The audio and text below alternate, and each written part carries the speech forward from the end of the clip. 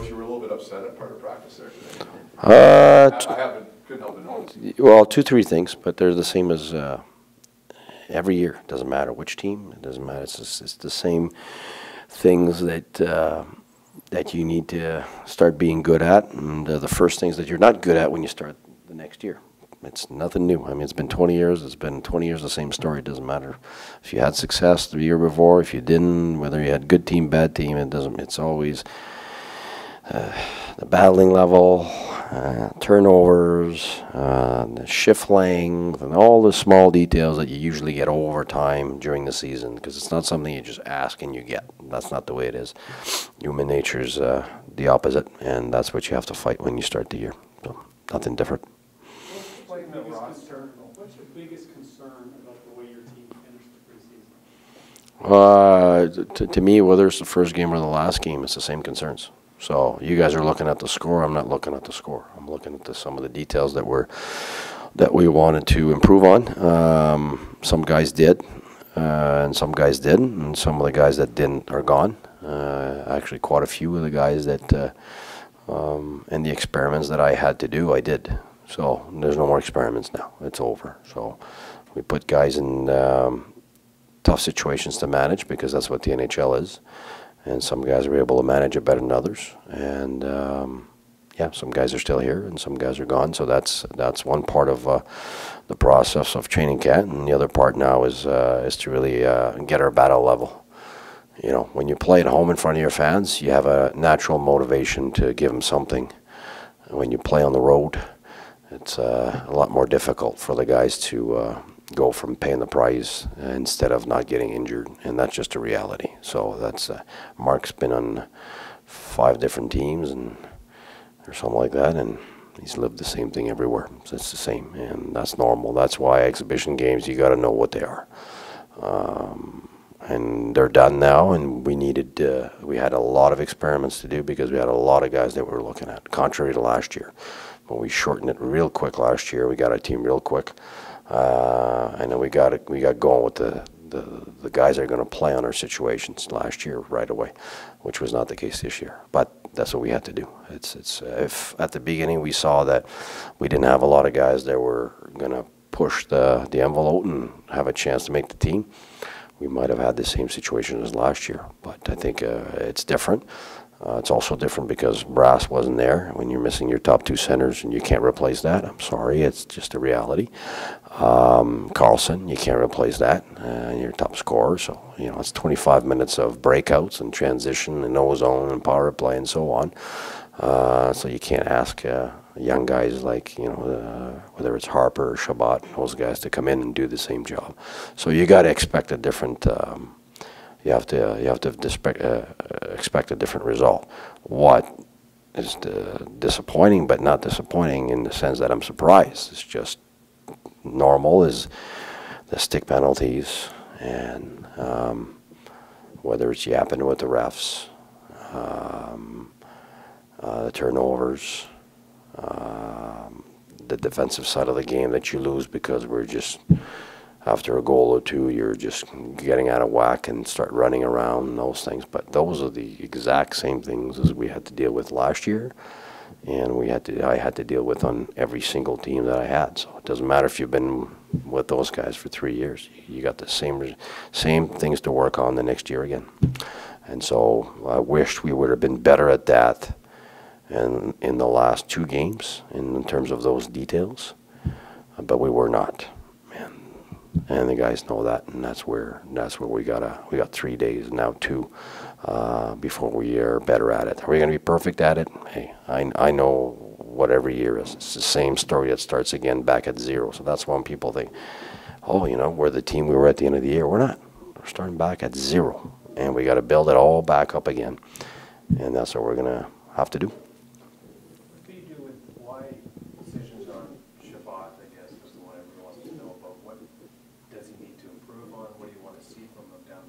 Well, he was -5 last game, and the previous games, without necessarily being a minus, it's the same recurrent theme with a young guy. It's reading the play, and when it's time to go, when it's not time to go. It's reading, You know, you give a, if I'm going, am I giving a 2-on-1? Am I giving a 3-on-2? If I'm going up to play, there's already a defenseman inside the zone, and I'm still going in also. Like, those are it's the professional reads, we call them. And, you know, when you're playing junior, when you're dominant and you've got the speed to be able to come back on time, once a boo-boo was made or once you've had an offensive charge, it's very different in the NHL when it happens and there is no time to be back. The guy's gone. Those are the small details that he's going to have to live, and he needs to live them in a place where it won't impact the result of the game. Is it just reading, or is it defending too? It's both. Okay. It's both. It's reading just little details. For instance, on a face-off, when you're just following a guy that's absolutely not your man and you're totally gone, then your other guy has to compensate for you. And then so there are all these small details that matter a lot less in junior. I know, I was there. Those dominant guys, they'll get away with a lot because they'll compensate with so much upside, and that upside, once you get to the pros,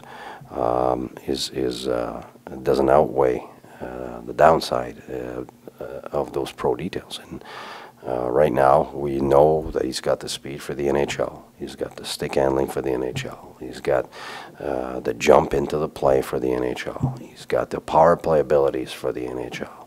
He's already got that. We knew that.